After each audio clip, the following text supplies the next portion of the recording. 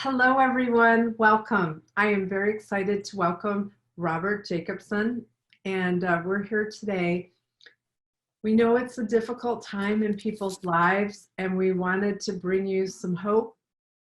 Right now, we wish you and yours all the safety in the world and to be well. There will come a time where everyone starts to think again about how we're going to all make a living in this new, what I'm calling the new economy. And we're fortunate to have Robert with us because he is about to launch his book, Space is Open for Business. And I think it's a good touchstone today to give us dreams about tomorrow. So Robert, tell us about your book. I'm so excited about it and that you're joining me today to help uplift everyone out there. Thank you very much, Molly. This is really awesome to be here speaking to you and to share with everyone else today. And I want to share the same sentiment that this is a challenging new paradigm that we're in, and we don't really know how long this is going to last. But if we try to, just remember to take care of our families, think rationally, and just we can come out of this improved, and hopefully we can have stronger, more resilient communities because of this experience. I would like to at least hope for that possibility. I couldn't agree more, Robert. That's why I invited you today to help uplift everyone out there, all the entrepreneurs and inventors and the investors that support them. We're here for you. You can reach out to me anytime. And Robert has some really exciting news about his book to share to get us thinking about the jobs of the future, which actually have arrived probably today.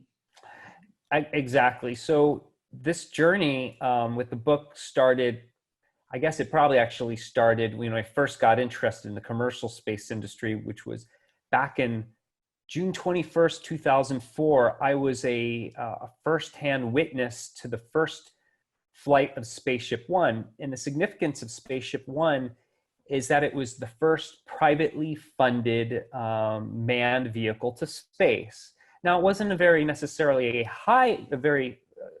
journey. It was only 62 miles above the Earth. That's you're closer to space than you are to maybe grandma's house in San Diego or Santa Barbara. But it was the first time that it was a non-governmental, successful manned private human-rated vehicle, and that inspired really a whole catalyst of new energy, new ideas, funding that's been lasting for well over 15 years. And at that moment, when I was out there at the Mojave Airport, it wasn't yet designated a spaceport. It really changed my life, and I said, I want to be a part of this. And I had been maybe a space enthusiast, but I had not really thought around that time, 2004, how I could participate. But I knew I had to, and so there were it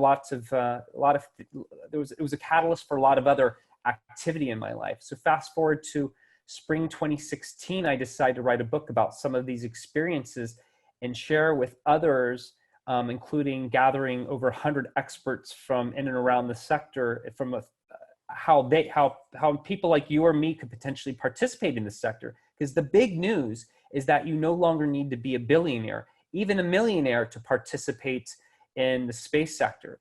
But first, there's really three things that people maybe need to understand about space. One is that as an industry, it's notoriously complex, which means it's probably misunderstood. Number two, space influences and benefits nearly every other industry on this planet Earth. And number three, accessing space has never been easier.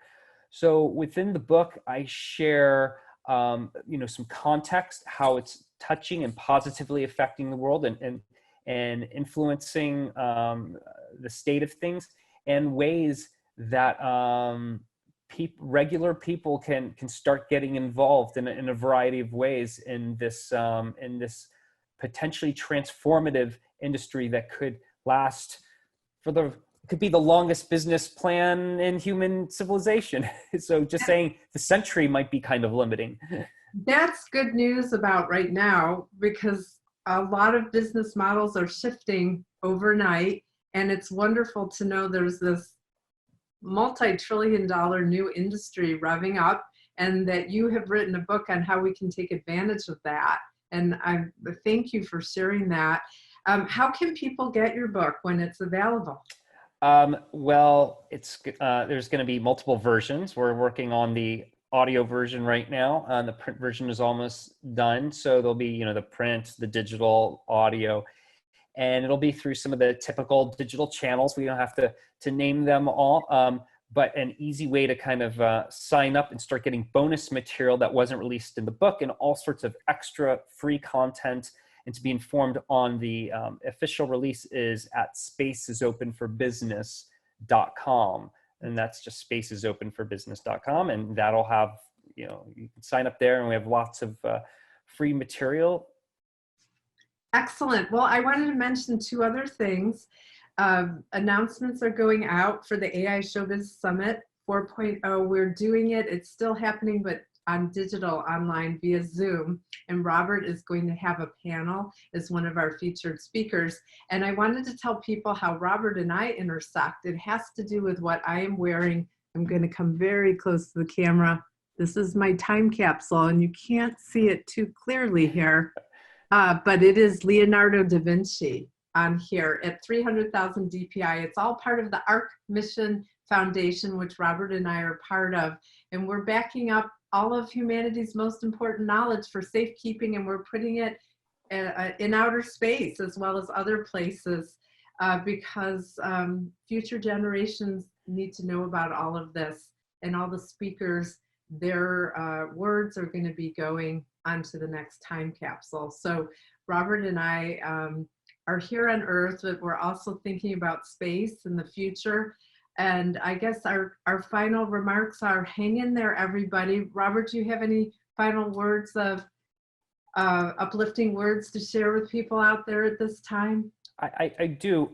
Many times our world is facing so many adversities and challenges, and coronavirus is unfortunately just one of many.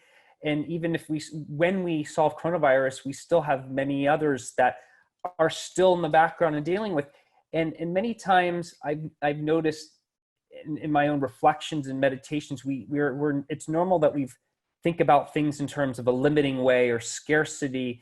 And I'm all for efficiencies and improving the way we do things on Earth. But I think one of the key things about space that we don't necessarily think about, and it's happening much faster than we realize, is if you take into account the resources available in space in both lower Earth orbit, that's kind of like lower Earth orbit, it's like where the space station's hanging out, and you start going out to the near Earth asteroids and the moon and beyond, the resources available can transform civilization, giving societies, us, a higher standard of living than we even enjoy today. And we're talking about for everyone who wants it, not billions of people, not just us privileged ones who are very fortunate to here in places like we're at in the United States of America to have a very high quality of life, but we can increase the standard of living for all human beings and improve life on Earth when we start thinking about and taking into account the resources of space. It's something to think about. And it's, well, that's wonderful, Robert. Thank you so much. And I'm going to say goodbye to everyone, as well, Robert. Be well, be safe, be good. Thank you, Molly. Thank you, everyone.